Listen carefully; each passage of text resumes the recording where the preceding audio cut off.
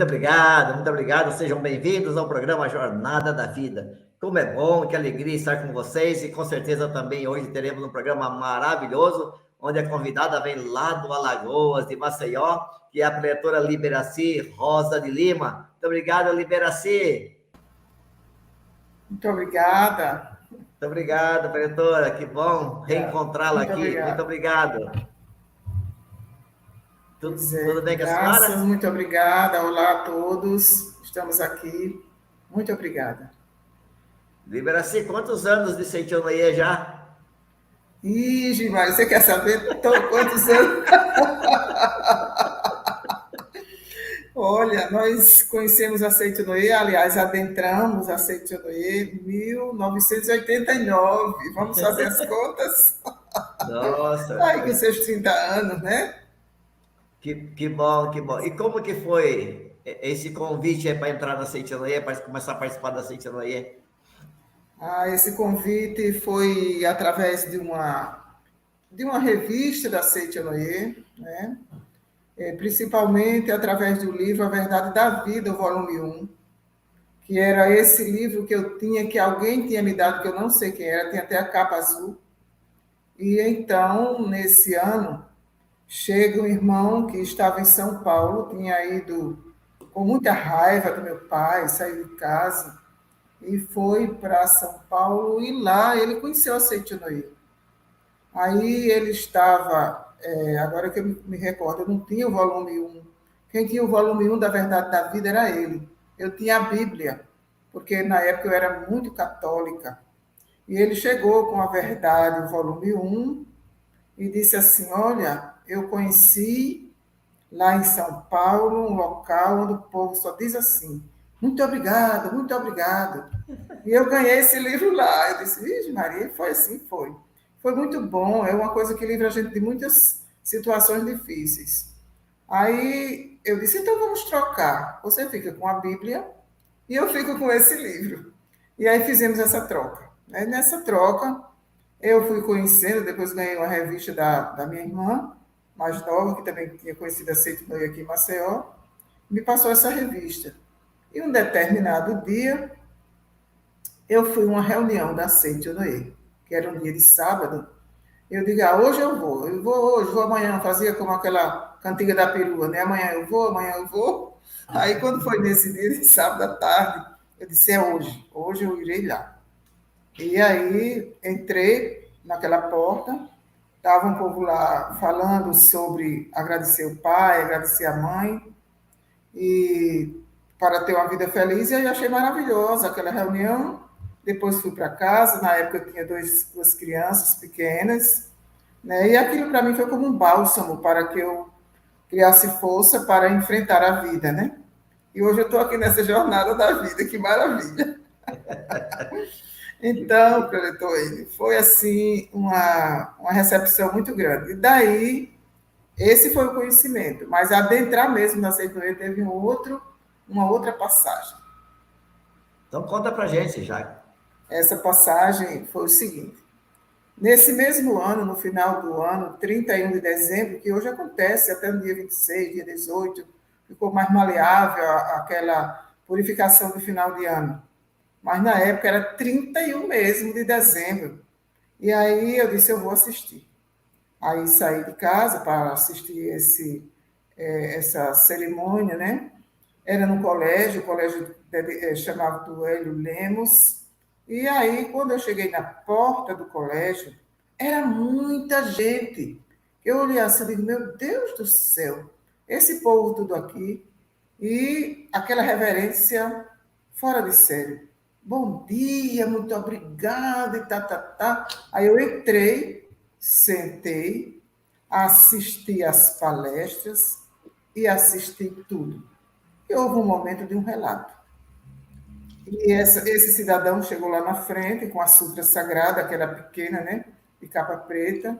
Aí disse assim: gente, esse ensinamento transforma vidas. Aí foi contar a vida dele, né?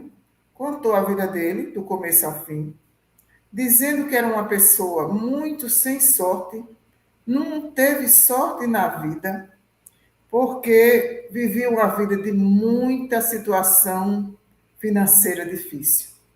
E aí ensinaram a ele ler aquela sutra sagrada, e com a leitura da sutra sagrada ele se livrou das dívidas. E olha, Preletoreno, e a quem me assiste no momento, eu estava também daquele jeitinho, talvez até pior. Eu olhava para um lado e para o outro, e eu só devia a duas pessoas, como diz o Matuto, né? A Deus e ao mundo. Eu disse, nossa Senhora, então eu entrei no lugar certo. Vou sair daqui com a receita para resolver esse grande problema da minha vida. E aí, foi o que eu fiz. Comprei ali a Sutra Sagrada, levei para casa e comecei a fazer. Como eu não tinha tempo de ler durante o dia, eu lia depois das 10 horas da noite, 11 horas, quando as crianças já estavam totalmente dormindo. Aí eu ia lá para a sala de jantar, a minha mesa era uma mesa redonda, aí eu me sentava ali e ia fazer a leitura da sutra. Só que eu não ouvi aquele cidadão dizer que ele fez durante 49 dias. Aí eu mandei brasa, né? Li 40 dias. Aí quando chegou nos 40 dias, eu digo, vou parar, porque eu já li os 40 dias, já está tudo bom. Eu não tinha ouvido que era 49, né? Mas ele leu 49, eu só li 40. Pronto. Aí aquilo ali me trouxe uma angústia. Em vez de trazer uma coisa boa, me trouxe uma angústia. Por quê? Porque eu não via acontecer nada. Ficou tudo do mesmo jeito. Aí eu disse para mim assim, esse pessoal dessa Seixonoye estão me enganando, né? Como é que aquele cidadão disse que leu esse livro e resolveu o problema financeiro dele, e eu li 40 dias e não resolvo nada? Aí fiquei na minha, esqueci. Aí se passou, lhe digo com certeza, 15 dias. E esses 15 dias, eu até tinha esquecido que tinha lido este livro chamado Sutra Sagrado. E aí eu saí a resolver uma situação lá no comércio de Maceió, e ao andar por ali eu encontrei um colega de trabalho. E ele olhou para mim e disse assim, Liberaci, você já recebeu aquele dinheiro? Eu disse, que dinheiro? Que a gente deu entrada daquele processo, assim, me lembrou, né? Eu disse, não, meu amigo, recebi não, nem vou receber. Decretei a sentença. Mas por que você diz isso? Eu disse, porque ontem mesmo saiu no Diário Oficial uma decisão da Procuradoria-Geral do Estado que ninguém irá receber esse dinheiro. Aí ele disse, olha, eu tenho uma ligeira impressão que quem deu entrada, assim como você, vai receber. Por que você não vai lá? Aí me deu aquela luz, né? Aí eu digo, já está tudo perdido mesmo, vou lá. Quando eu cheguei na Secretaria de Administração, e procurei saber, a moça disse, tem um grupo aqui que vai receber, deixa eu ver se o nome da senhora está.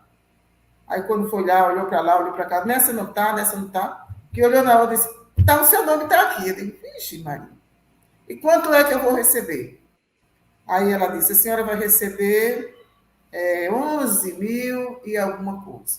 Ora, o meu débito na época, numa financeira, naquela época que o povo comentou que o governo, o presidente da República, por assim, coincidência, era lagoano.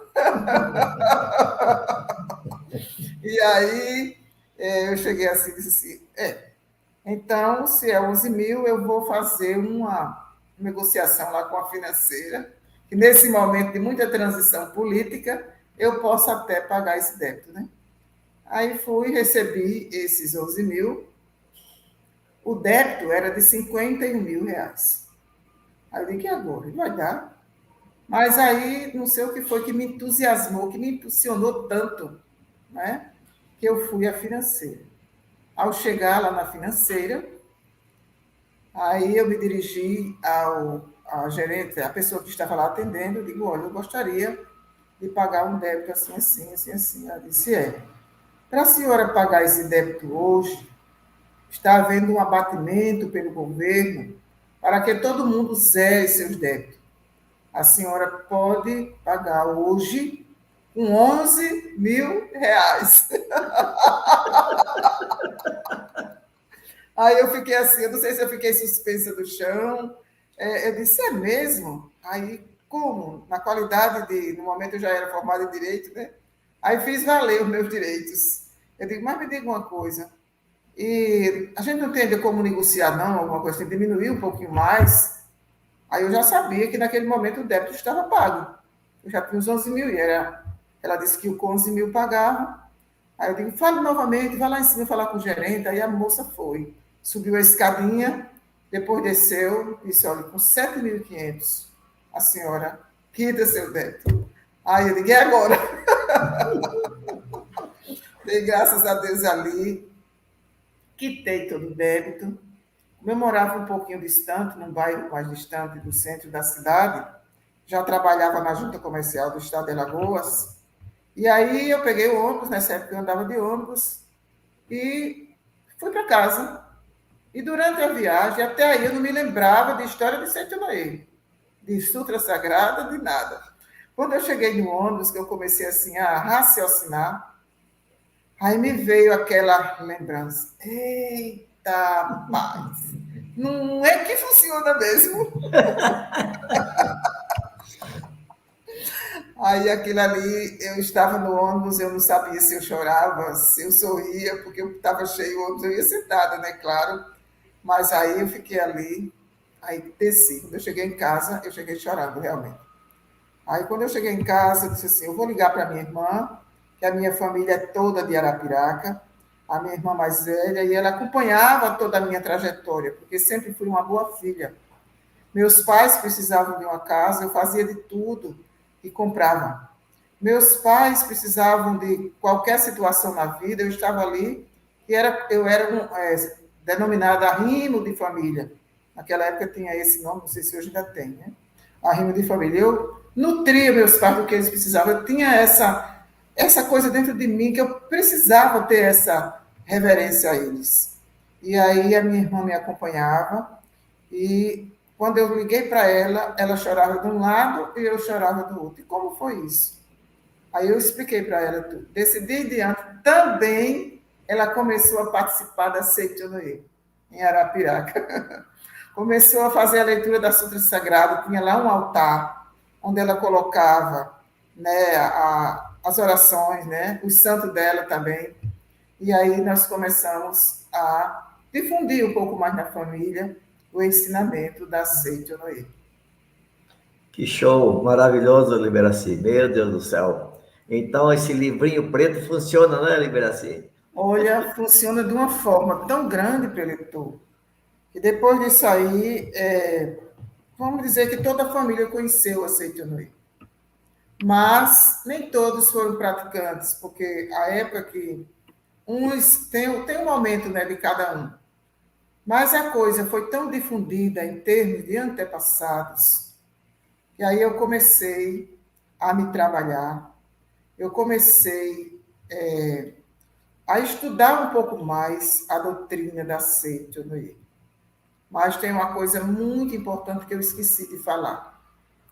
No dia que eu comecei a fazer a leitura da Sutra na minha casa, que eram as 11 horas, 12 horas da noite, eu estava ali sentada fazendo a leitura da Sutra e eu estava sozinha fisicamente. Mas aí teve um momento que eu ouvi, eu escutei aquela cadeira que estava perto de mim ranger, como se alguém tivesse sentado. Aí eu digo, ai, aí me arrepiei toda, né? Aí eu disse assim, aí eu me lembrei, naquela hora veio uma lembrança. E a lembrança, como na época a gente chamava de cultuar, né, os antepassados, aí a lembrança foi, cultua teu avô.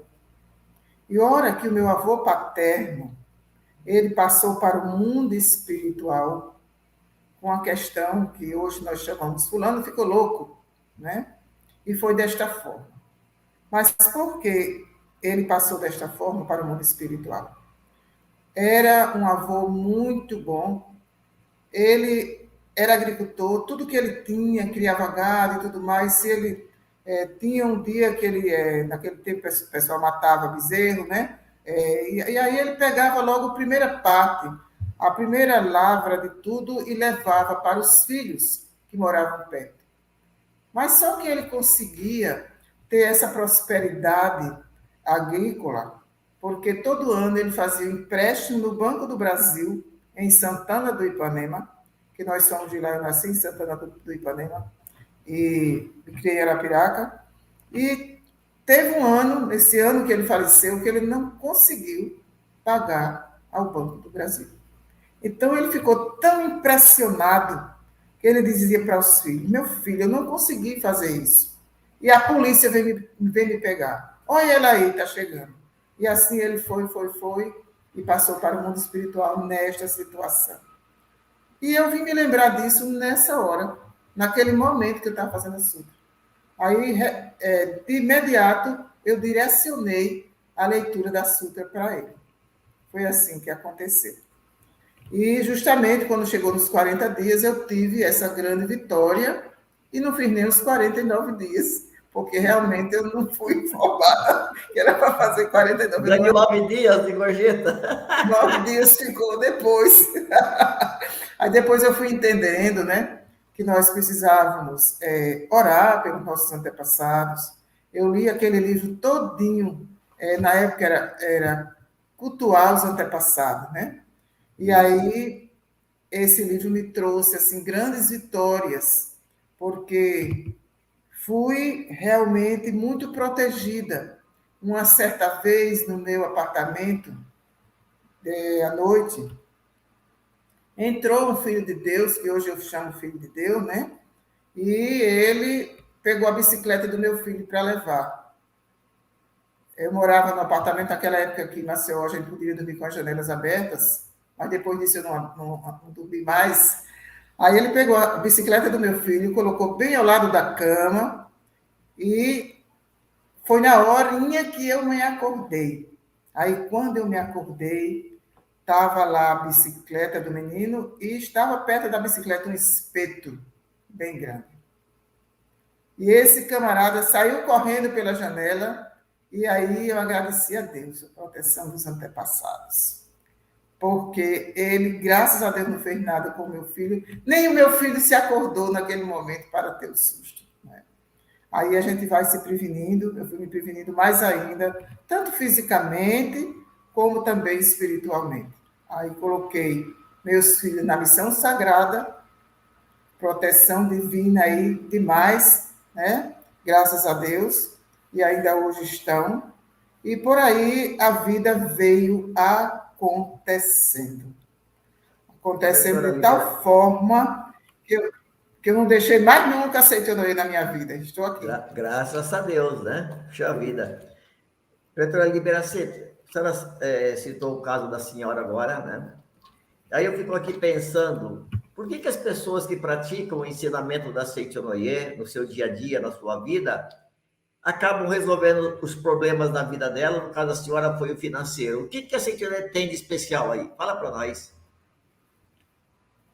Olha, a Seichonoye, pelo que eu aprendi, ela tem de especial dizer para todos nós que nós somos filhos de Deus. E quando a gente compreende este princípio, não é? Todas as coisas em nossa vida são resolvidas. A Seichonoye nos fala que nós temos a capacidade infinita. A Seichonoye nos fala que nós estamos dentro da proteção divina de Deus. E nos diz mais: só existe Deus e o que vem de Deus. Vamos deixar de lado as ilusões da mente. Que a ilusão faz com que a gente passe de uma situação boa para uma situação não tão boa, né? Então, é necessário que, compreendendo essa parte da filiação divina, que é o que a Seichonoye faz na nossa vida, aí a gente vai trilhando o caminho do progredir infinito. Aí vem a prosperidade, vem a felicidade, vem a alegria, vem a harmonia. E ainda tem outra coisa, a prática do ensinamento. A prática do ensinamento, quando nós adentramos a Seichonoye, encontramos os anjos. Está cheio de anjos. Mas, olha, lotado. e diz assim: olha, você já conhece a revista da Seita Noye? Na época, eu já tinha uma ideia da revista, mas não tinha ideia do valor do que estava escrito naquelas revistas.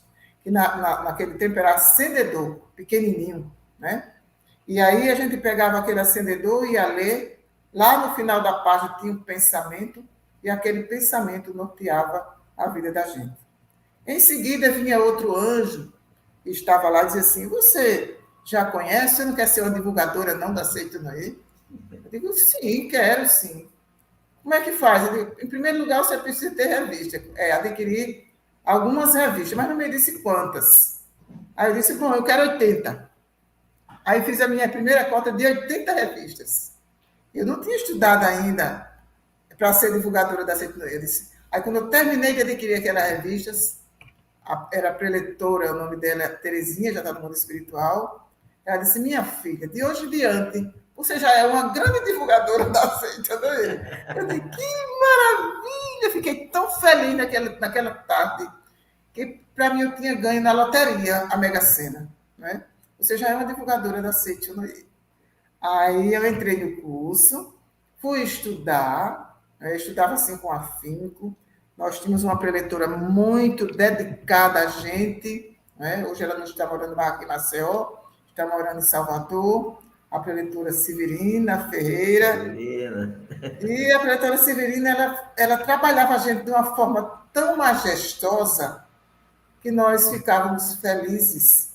E no final do curso, na prova, eu fui a aluna nota 10. Aí eu digo: opa, que maravilha! Você tirou 10 na prova. Eu digo: coisa boa. Aí fui, né? Assim, né, divulgando ensinamento. Naquela época, o divulgador podia fazer palestra, porque os preletores eram resumidos. Eu comecei também a fazer palestra, né?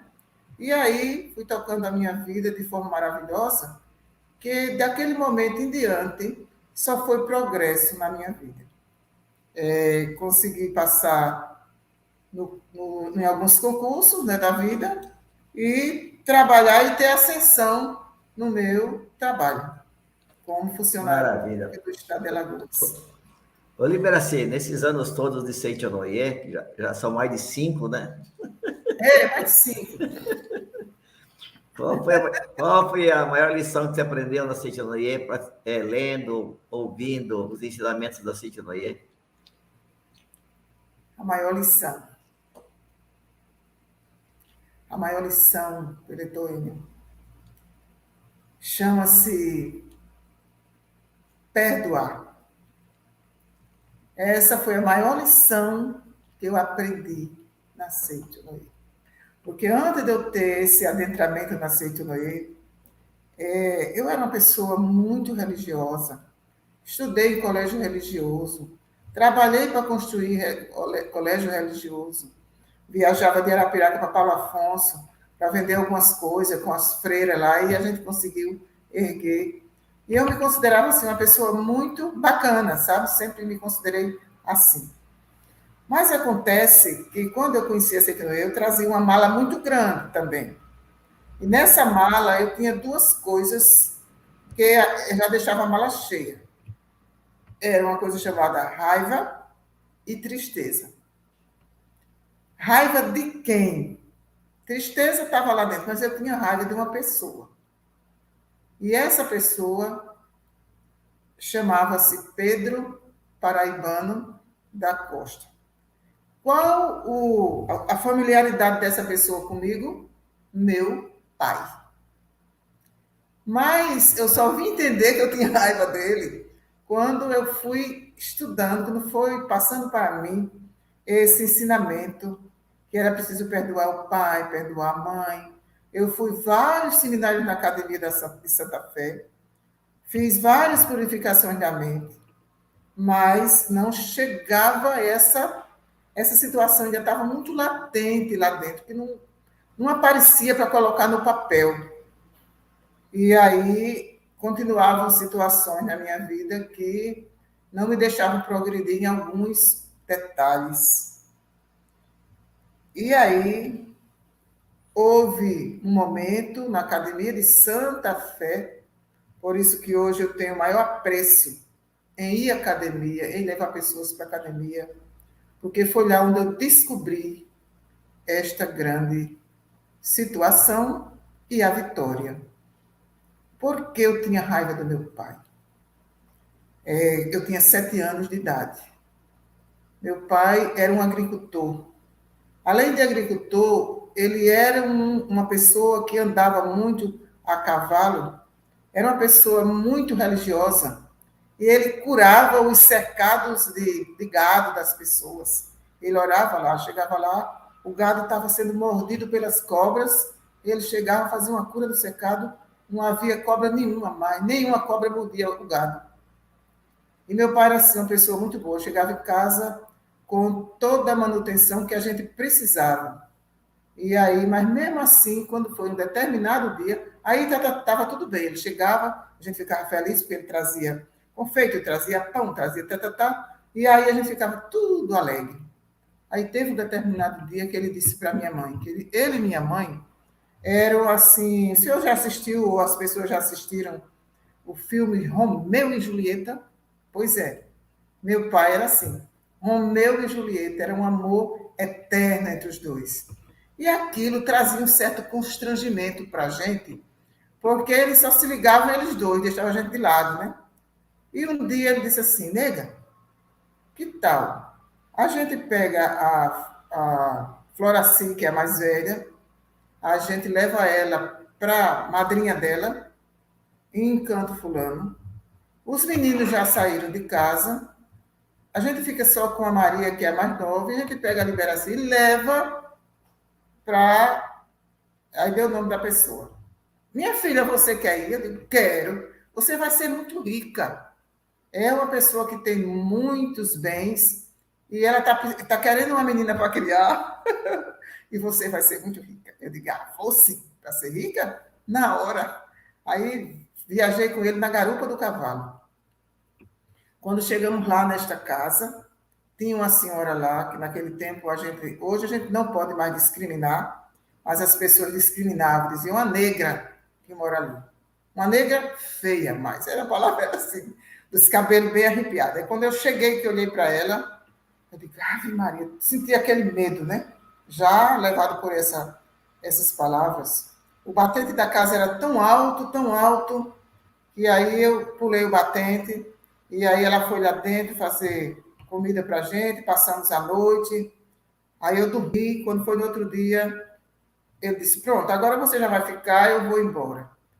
Eu disse, não, eu não vou ficar não, de jeito nenhum. Eu comecei a chorar. Chorei. Aí ele disse, infelizmente ela não quer ficar, eu não vou deixar ela pulsa. Aí me levou de volta.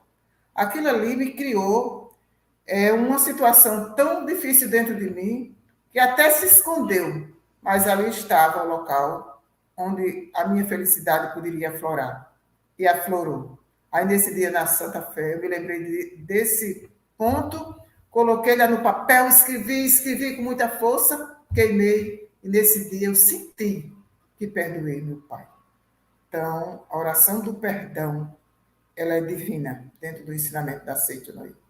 Muito obrigado, Liberaci. Poxa vida, nem sabia que tinha tantas coisas fantásticas para a gente ouvir. Que Deus te abençoe, viu? Muito obrigado, que continue aí sempre divulgando o ensinamento da Seita Noé, principalmente no estado de Alagoas, né? E que os alagoanos possam também experimentar essa felicidade que a senhora hoje vive, graças a uma pessoa que te apresentou a Seita Noé. Muito obrigado a todos vocês que acompanham o programa Jornada da Vida, que juntos nós possamos levar mais e mais felicidade às pessoas. Muito obrigado e até sábado, às 20 horas. Muito obrigado. Onde está Deus? Entender isso nos permite captar a real natureza de Deus. Descobrir que Ele está mais perto do que imaginamos e que podemos também enxergá-lo nos outros, aprender a confiar nele. Compreender sobre o amor e ver o mundo através dele. Agora, toda criança pode aprender isso de um jeito simples com o novo livro infantil Carmela e o Ratinho do Bosque, de autoria do preletor Eduardo Nunes. Dê esse presente de uma vida inteira para o seu filho também. Adquira pelo site www.carmela.com.br livrariasni.org.br ou contate pelo telefone 11 50 74 41 80. Muito obrigado e boa leitura!